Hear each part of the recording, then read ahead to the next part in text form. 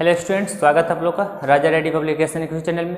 हम लोग पढ़ रहे हैं 12th क्लास है केमिस्ट्री के, जिसका नाम है इलेक्ट्रोकेमिस्ट्री। इलेक्ट्रोकेमिस्ट्री का जो है यह वीडियो जो हम लोग पढ़ने वाले हैं निर्णय समीकरण बेहतरीन तरीका से पढ़ेंगे लोग। निर्णय समीकरण स्टूडेंट्स जनरली जो है निर्णय समीकरण का जो थ्योरी है वह 11th क्लास में पढ़िएगा, उष्मागतिकी जो थर्मोडायनेमिक चैप्टर उसमें पढ़िएगा।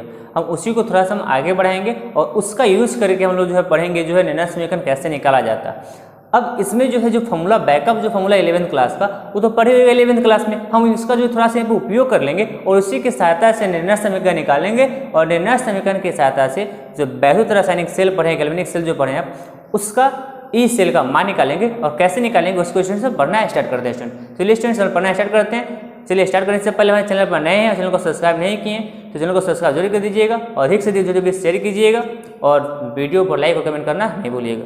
चलिए स्टूडेंट्स देखते हैं हम लोग। तो मेनली हमको पढ़ना है निर्णय समीकरण। निर्णय समीकरण स्टार्ट करें स्टूडेंट्स तो पहले हम स्टार्ट करते हैं एक छोटा सा टॉपिक जिसका नाम है उत्क्रमणीय प्रकृति या उत्क्रमणीय अभिक्रिया, मतलब रिवर्सिबल अभिक्रिया।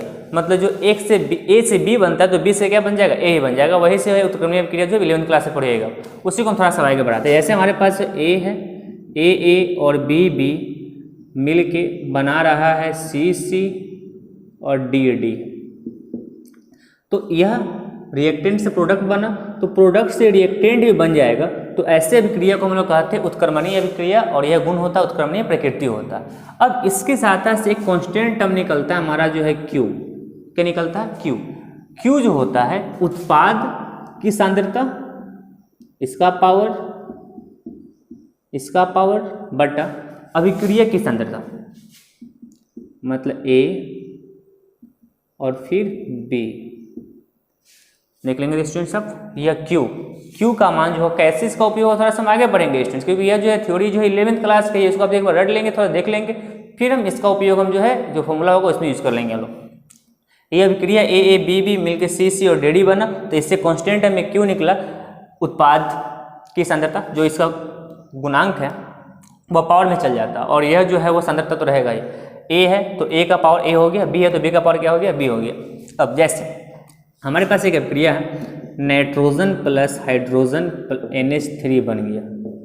क्या बन गया? NH3। तो अगर इसका संतुलित कर लेते, संतुलित कितना हो जाएगा? 2 है तो यहाँ 2 से गुना कर देते, 3 दूना 6 हो गया तो इसमें 3 से गुना कर देते, ऐसा हो गया। अगर इसका लिखना चाहते हैं तो क्यू का मान कितना हो जाएगा हमारा CD, मतलब दोनों में CD में से मतलब सिर्फ हमारे पास NH3 है तो NH3 और इसका पावर 2 सांद्रता में लिखे तो N2 का पावर 1 क्योंकि 1 है यहाँ पर, फिर उसके बाद H2 का पावर 3, H2 का पावर कितना 3। तो इस टाइप से हम क्यू निकालते हैं। क्यू जो होता है एक तरह का साम्य स्थिरांक होता है। क्या होता है? साम्य स्थिरांक। जिसको साम्य स्थिरांक भी कह सकते हैं, जनरली इसका साम्य स्थिरांक के लिए उपयोग करते हैं। आप पढ़िएगा इसको जो है थर्मोडायनेमिक चैप्टर में आप 11th क्लास में, तो उसी को हम थोड़ा सा यूज़ करेंगे। तो यह जो एक फॉर्मूला हो गया। अब थोड़ा सा हम आगे बढ़ते हैं स्टूडेंट्स, इसको लिस्ट कर देते हैं। अब होता है क्या है, जो हमको फॉर्मूला पढ़ना है, निकालना है ये सेल निर्णय समीकरण, उसके लिए जो है एक फॉर्मूला यूज करेंगे। फॉर्मूला क्या होता है स्टूडेंट्स? आप कुछ जो टर्म पढ़िएगा, जैसे टर्म होता है डेल जी। क्या होता है? डेल जी इक्वल टू होता है आपका स्टूडेंट्स, वो होता है del G naught plus RT और ln क्यू। RT और ln क्यू, यहाँ पर कोण क्या है इस पर हम डिस्कस करेंगे। उसके बाद हम लोग जो है निकालेंगे जो है क्या चीज फॉर्मूला, डेल जी मतलब गिब्स ऊर्जा, डेल जी मतलब क्या चीज, गिब्स ऊर्जा। अब डेल जी नॉट लगी जैसे मानक हो जाएगा, जैसे पहले पढ़े में जो है ई के लिए हमारा ई थो था और एक तो ई नॉट था, तो ई नॉट मतलब क्या हो जाता है, मानक मतलब मानक ताप स्थिति आ जाएगा हमारा। तो ये हो जाएगा मानक गिब्स ऊर्जा। इसके बाद आ रहा था हमारा गैस स्थिरांक, फिर आता हमारा T मतलब ताप अगर नियत होगा तो नियत के लिए हमारा मान होगा 298 केल्विन। गैस स्थिरांक का मान कितना होता है? 8.314 जूल प्रति केल्विन प्रति मोल, यह मान होता है इसका पड़ेगा। अब हमारा क्यू तो जानिए कि हम एल मतलब जो लॉग जो होता है 2 टाइप का होता है। कितना टाइप का होता है? 2 टाइप का। उसको ही देख लेते हैं स्टूडेंट्स। तो लॉग अगर देखते हैं तो लॉग होता है 2 टाइप का, एक होता है जेनरल लॉग और एक होता है नेचुरल लॉग। जनरल और क्या चाहिए नेचुरल। तो जनरल के लिए संकेत होता है LOG और नेचुरल के लिए संकेत होता है LN। तो इस वाले का बेस होता है E और इस वाले का बेस कितना होता है 10। दोनों के बीच का रिलेशन भी होता है, दोनों के बीच क्या होता है रिलेशन। तो रिलेशन देख लेते हैं। तो एक जो है नेचुरल लॉग जो होता है E बेस वाला, यह जो है 2.303 जनरल लॉग जो है 10 बेस के क्या होता है इक्वल होता है। इसका यूज़ करेंगे स्टूडेंट थोड़ा सा आगे हम, इसको आप लिख लेंगे। तो यह हो गया बेसिक। तो ये मेन फॉर्मूला हो गया। कौन क्या हो गया ये भी फॉर्मूला पढ़िएगा किस क्लास में 11th क्लास में पढ़िएगा थर्मोडायनेमिक्स चैप्टर में। हम इसी में हम यूज करेंगे फॉर्मूला। तो पहले स्टूडेंट्स इतना केवल एक्सरसाइज कर लीजिए, फिर थोड़ा सा हम आगे बढ़ते हैं। हाँ तो स्टूडेंट्स जैसा कि देखें आप जो है इतना तो एक्सरसाइज कर लीजिएगा, हम थोड़ा सा आगे बढ़ेंगे। आगे क्या बढ़ेंगे तो इसको हम इरेज कर देते हैं इस वाले पार्ट को।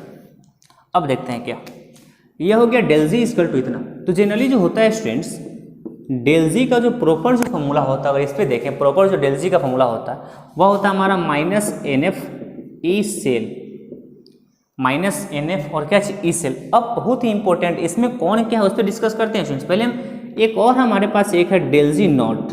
तो अगर यह जो है नॉट है तो इसका जो टर्म होगा वो भी नॉट के लिए होगा, क्योंकि यह -NF हो जाएगा और यह हो जाएगा ई नॉट क्या चीज सेल। तो स्टूडेंट्स इसके लिए जो है आपको इस सेल के लिए जो जस्ट पिछले वाला जो वीडियो पढ़े हैं पार्ट नंबर 2 देखे होइएगा, तो आपको इसमें कोई प्रॉब्लम नहीं होगा। तो नहीं देखे जल्दी से पार्ट नंबर 2 देख लीजिए, उसके बाद आप समझ जाइएगा। अब इसमें कौन किया n है हमारे पास एक टर्म। n मतलब होता है इलेक्ट्रॉन की संख्या, इलेक्ट्रॉन की संख्या। जैसे कि आप जो विद्युत सेल में पढ़े थे आप कि एक जिंक वाले साइड से कॉपर वाले साइड में जो कितना इलेक्ट्रॉन जा रहा था, 2 इलेक्ट्रॉन जो है दौड़ के जा रहा था। तो उसमें जो है हमारा n का मान कितना हो जाएगा 2 हो जाएगा। इस सेल जो होगा उसमें हमारा कितना हो जाएगा n का मान 2 हो जाएगा। तो ऐसे यह हो गया 2 का मान इलेक्ट्रॉन की संख्या। अब हो गया f मतलब फैराडे स्थिरांक। फैराडे स्थिरांक का मान होता है 96,487 कूलम प्रति मोल। 96,487 इसको जो है लगभग में जो है सब कोई 96,500 भी मान सकते हैं। ऑब्जेक्टिव क्वेश्चन आपसे एग्जाम पूछा जा सकता है 96,500। अब जल्दी जो है ऑप्शन दिया रहता है, लेकिन एक्यूरेट वैल्यू होता है 96,400 कितना 87 कूलम प्रति मोल।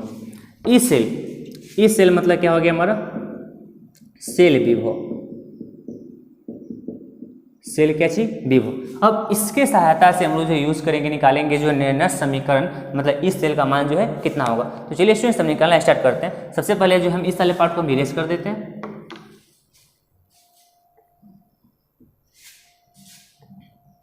देखेंगे स्टूडेंट्स हम एक एक करके मान रखना स्टार्ट करेंगे। डेल जी का मान रखते हैं। डेल जी का मान कितना जाएगा हमारा -NF E cell equal to del G nought का मान रखते हैं। डेल जी नोट मतलब कितना हो गया हमारा -NF ई नॉट सेल।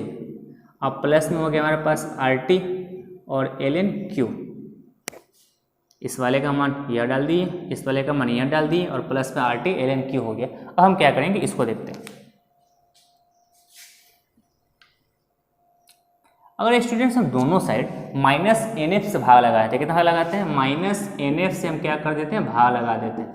दोनों साइड भाग लगाएंगे तो -NF और ई सेल जो है इसमें -NF से हम भाग लगा दिए, -NF ई नॉट सेल है तो बाई में -NF से भाग लगा दिए, प्लस में RT है इसमें भाग लगा दिए -NF से और ln Q रह गया स्टूडेंट्स। अब सिम्प्लिफिकेशन करते हैं तो यह गेन हो जाएगा हमारा मान को, यह भी गेन हो जाएगा। अब क्या बचेगा, अब हमारे पास बचेगा E cell equal to E nought cell plus minus minus और RT अपॉन NF और ln Q। यही है स्टूडेंट्स हमारा निर्णय समीकरण। कौन समीकरण, निर्णय समीकरण है स्टूडेंट्स।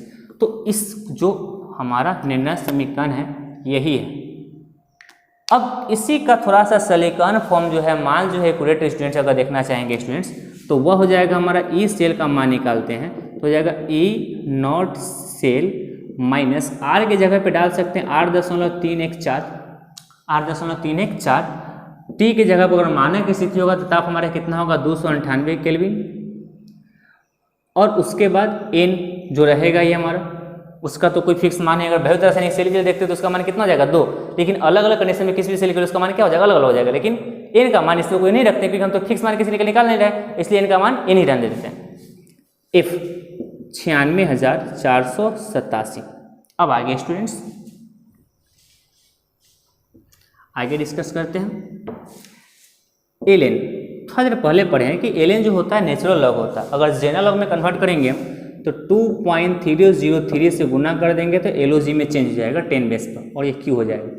अब E cell equal to E nought cell, अब इसका समीकरण, इसका क्या चीज़ समीकरण करने पर कितना आएगा उसको देखते हैं। पहले आप इतना किसी कीजिए फटाफट, इतना जो है समीकरण मोबाइल में कीजिए और कितना आ रहा है कमेंट बॉक्स में डाल दीजिए स्टूडेंट्स। फिर हम चलिए स्टूडेंट्स हम समीकरण कर चुके हैं, यहाँ पे देख पा रहे हो आप समीकरण, बहुत ईजी समीकरण था। हम इससे इसमें गुना कर दिए 8.314 और 2.303 से गुना किए तो हमको आ गया 5705.848। लॉग क्यू तो रहेगा हमारे साथ, एन रहेगा, इसमें डिवाइड करना 96,487 से डिवाइड कर दिए तो हमको आ गया 0.591 अप्रॉक्स बाई एन तो रहेगा हमारा और लॉग क्यू। तो यह भी निर्णय समीकरण का एक क्या है फॉर्म है। तो दोनों निर्णय समीकरण के रूप में उपयोग किया जाता है, तो मेन निर्णय समीकरण यही था। अब इससे जो है निकालेंगे हम लोग क्या, वैद्युत रासायनिक सेल जो था हमारा गैल्वेनिक सेल, उसका जो इस सेल का मान कितना आता है और कैसे निकलेगा इसकी यूज करके निकालेंगे उसको पढ़ेंगे। एक बार इसका पूरा एक बार यूज कर लीजिए, फिर हम उसको पढ़ते हैं। चलिए स्टूडेंट्स हम लोग पढ़ने वाले हैं वैद्युत रासायनिक सेल का, इस सेल का मान जो है कैसे निकालते हैं, मतलब सेल विभव का मान कैसे निकालते हैं उसमें हम लोग डिस्कस करने वाले हैं। तो चलिए देखते हैं। इस जो मेन फॉर्मूला था हमारा निर्णय समीकरण एक यह भी था और इससे पहले आप देख लीजिए कि एक ये भी था, E cell equal to E nought cell और माइनस RT अपॉन NF और यह लॉग Q, मतलब ln Q कह सकते हैं आप, ln क्या चीज Q, ऐसा फॉर्मूला था। ये भी तो निर्णय समीकरण ही था। अब जैसे जो है जनरली निर्णय जो वैज्ञानिक थे वो जो एक रिएक्शन के लिए प्रॉपर रिएक्शन अगर ऐसा है NN प्लस एक्वस अवस्था में N इलेक्ट्रॉन ग्रहण किया और यह बना दिया M सॉलिड, तो इसके लिए अगर निर्णय समीकरण का अवस्था अगर देखते हैं फॉर्मूला जो होता है E Mn plus 1 minute students, E Mn plus और Mn का मान यह होता है E not Mn plus Mn M proper minus RT upon NF और ln Q जैसे बताए थे उत्पाद बटा क्या होता है अभिक्रिया। थोड़ा देर पहले हमको अगर देखोइएगा इसमें लिखे थे यहाँ पे थोड़ा देर पहले A B B C C और D के लिए, उस समय Q के लिखे थे उत्पाद बटा क्या अभिक्रिया। तो उत्पाद मतलब कहने का अर्थ हो गया उत्पाद की मोलर सांद्रता अब बटा में जो है अभिक्रिया की मोलर सांद्रता Mn प्लस का एक्वस अवस्था में जो, तो यह हो गया हमारा जो है निर्णय समीकरण का एक जो है फॉर्मेशन इस अभिक्रिया के लिए प्रॉपर। अब इसके सहायता से निकालेंगे अब वैद्युत रासायनिक सेल का जो ई सेल का मान हम लोग कैसे निकालते हैं। तो आपको याद होगा वैद्युत रासायनिक सेल के ई सेल का मान निकालने के लिए उसमें दो होता है सेल, एक होता है एनोड का, एक होता है किसका कैथोड का। इसमें कॉपर होता है और इसमें क्या होता है जिंक होता है। तो कॉपर और जिंक के लिए अलग अलग जो है कैसे निकालेंगे उसको देखते हैं। पढ़े देखते हैं स्टूडेंट्स एनोड क्या देखते हैं, एनोड आपको याद होगा ऐसे थे। तो इस साइड था हमारा जिंक, इस साइड था हमारा क्या चीज कॉपर। तो इस साइड वाला हमारा एनोड था, इस वाला हमारा क्या था कैथोड। तो जिंक वाला इलेक्ट्रॉन त्याग रहा था, इस वाला कॉपर ग्रहण कर रहा था, लेकिन प्रत्येक में इलेक्ट्रॉन का स्थानांतरण ग्रहण करने के एन का मान था कितना था हमारा 2 था। पहला अगर वीडियो देखिएगा तो उसमें देखिएगा तो एनोड में हमारा था Zn 2 इलेक्ट्रॉन त्याग रहा था। अगर इसको स्टेट में दर्शाते हैं सॉलिड अवस्था में था और ये एक्वस अवस्था में था और प्लस 2 इलेक्ट्रॉन यह ग्रहण त्याग देगा ऐसा था। तो इसके लिए लिखते हैं हम तो E Zn2 प्लस Zn यह बना देगा E not Zn2 plus Zn minus RT upon NF। तो N मतलब इलेक्ट्रॉन की संख्या कितना, त्यागे गए इलेक्ट्रॉन की संख्या ग्रहण करें इलेक्ट्रॉन की संख्या कितना 2 है हमारा। तो 2 इलेक्ट्रॉन तो 2 और F क्योंकि N की जगह पे कितना जाएगा 2 और ln M मतलब उत्पाद वाला, मतलब जिन्हें स्टेट सॉलिड स्टेट वाला, सॉलिड स्टेट वाला कितना हमारा S Zn। तो Zn S upon Zn2 plus aqueous ऐसा हो जाएगा। तो जनरली स्टूडेंट जो सॉलिड अवस्था का जो मोलर सांद्रता होता है उसको जो हमेशा एक इकाई माना जाता है। कितना इकाई माना जाता है, एक इकाई। सॉलिड अवस्था का मोलर सांद्रता को हमेशा कितना इकाई माना जाता है, एक इकाई माना जाता है, मतलब एक होता है उसका वैल्यू। तो अब की कंडीशन में देखते हैं तो E Zn2 plus Zn equal हो जाएगा हमारा E not Zn2 plus Zn minus RT upon 2F ln इसका वैल्यू कितना हो जाएगा 1 अपॉन Zn2 प्लस एक बार हटा देते हैं, जनरली यही रखते हैं। इसको इक्वेशन में क्या मान लेते हैं, फर्स्ट मान लेते हैं। अब हम देखते हैं कैथोड के लिए स्टूडेंट्स, कैथोड के लिए तो कैथोड में रिएक्शन क्या होता है? कैथोड में रिएक्शन होता है कि जो है कॉपर 2 इलेक्ट्रॉन ग्रहण करता है और बना देता है कॉपर, तो यह एक्वस होता है और यह होता है सॉलिड। तो देख लेते हैं पूरा फ्रेम आ रहा है कि नहीं आ रहा हमारा वीडियो में, आ जा रहा है, इसको देख लेते हैं। अगर इसको हम देखें तो यह हो जाएगा हमारा ई, इसी फॉर्मूला बैठाते हैं, copper 2 plus copper equal to E not copper 2 plus copper minus RT upon NF। तो आगे गए या घन के इलेक्ट्रॉन के संख्या कितना हमारा 2 है, कितना 2 इलेक्ट्रॉन, तो 2F Ln सॉलिड अवस्था मतलब कॉपर S यहाँ पर अपॉन में कॉपर 2 प्लस एक्वस, इस साल का वैल्यू कितना हो जाएगा 1, E Cu2 plus Cu equal to E nought Cu2 plus Cu minus RT upon 2F Ln, इसका वैल्यू कितना हो जाएगा 1, क्योंकि सॉलिड अवस्था का मोलर सांद्रता का मान कितना होता है 1 होता है। तो ई Cu2 प्लस मान लेते हैं इसको, ये इक्वेशन मेरे कितना 2। तो स्टूडेंट्स इतना तक लिख लीजिए, पूरा एक्सक्यूट कर लीजिए, इसका थोड़ा सा हम आगे बढ़ेंगे और तो आसानी से हो जाएगा हमारा फॉर्मूला। बहुत ईजी है हमारा इस फॉर्मूला, थोड़ा सा फ्रेम कट गया उसको देख लेते हैं। चलिए इसकी शॉर्ट कर लिया होइएगा आप लोग, हम आगे बढ़ेंगे। नोट्स बनाते रहिएगा, बहुत ही जरूरी है, नोट्स अगर नहीं बनाएंगे तो आप सब फंस जाएंगे बाद में आगे जाके।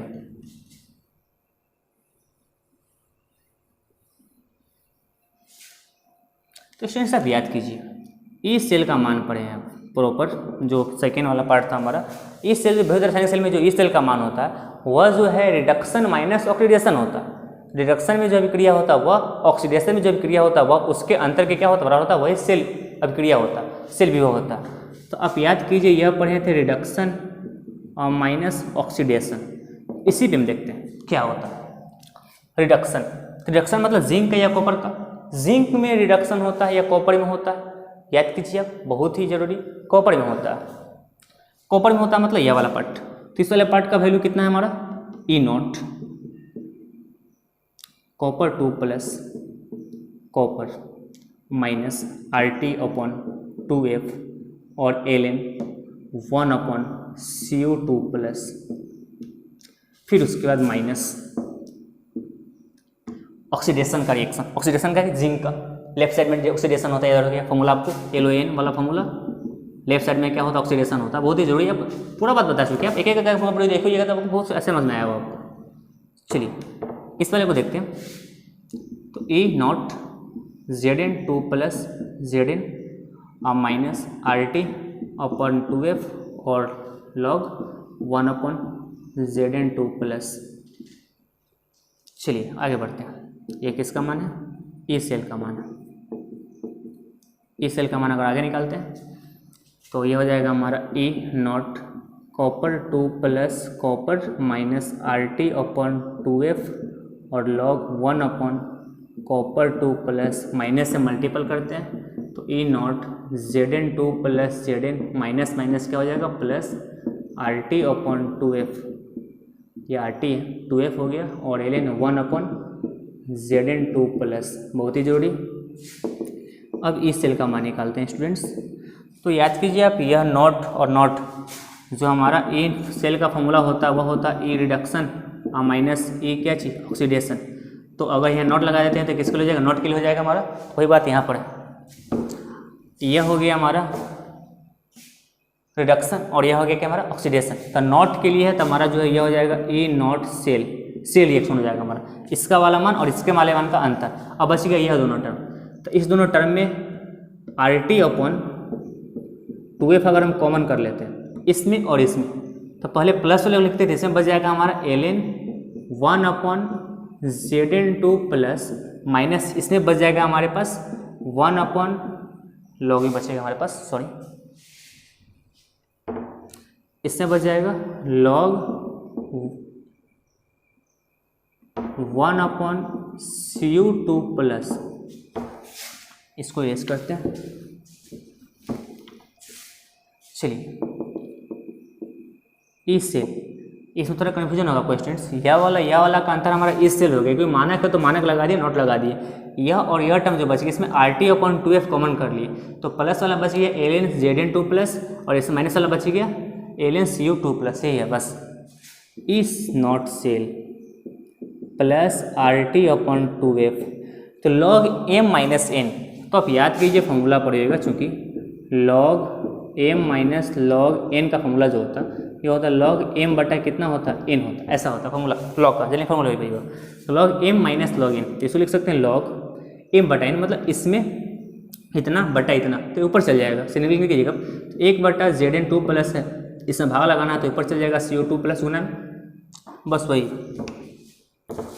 तो हो जाएगा कॉपर 2 प्लस अपन में जिंक 2 प्लस, बस यही पार्ट है हमारा। अब कुछ नहीं, थोड़ा सा चेंजिंग फॉर्मूला जो होता है इंपॉर्टेंट है, तो यही फॉर्मूला, इसको भी लिख सकते हैं आप, लेकिन जिंक ऊपर होता है। तो जैसे लॉग में आप जो है व्युत्क्रम करते हैं, इन्वर्स निकालते हैं, तो माइनस कहाँ आ जाता है, बाहर आ जाता है। अगर ऐसा है log 1/m है तो इसको लिख सकते हैं माइनस log क्या चाहिए m, उल्टा लिख सकते हैं। तो इसमें अगर पलटी मारते हैं तो माइनस कहाँ जाएगा, बाहर, तो माइनस हो जाएगा RT/2F और log जिंक ऊपर चल जाएगा, पलटी खा जाएगा और कॉपर नीचे चला जाएगा। तो यह हो गया स्टूडेंट्स आपका समीकरण। बहुत रासायनिक सेल का जो है कितना ई सेल का मान होता है यह, लेकिन आप अगर देखना चाहते हैं मान रखकर ई सेल बराबर A0 सेल माइनस R का वैल्यू कितना था हमारा 8.314, जस्ट थोड़ी देर पहले बताएंगे उसको देखे होइएगा। टी का मान 298 केल्विन, अपॉन में दूर रहने देते हैं 96,487 और यह हो जाएगा 2.303 और यह लॉग हो जाएगा और यह हो जाएगा Zn2 प्लस अपॉन में कॉपर 2 प्लस।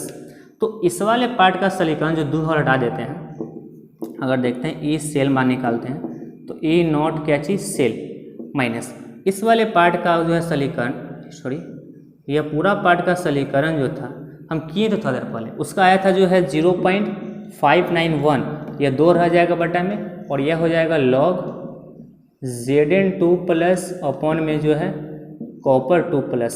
तो यह भी जो है बहुत रासायनिक सेल के लिए जो प्रॉपर ई सेल का मान। स्टूडेंट्स इसका एक बार पूरा केस कर लीजिए, फिर हम थोड़ा सा आगे बता देते हैं क्या थ्योरी इसका आगे।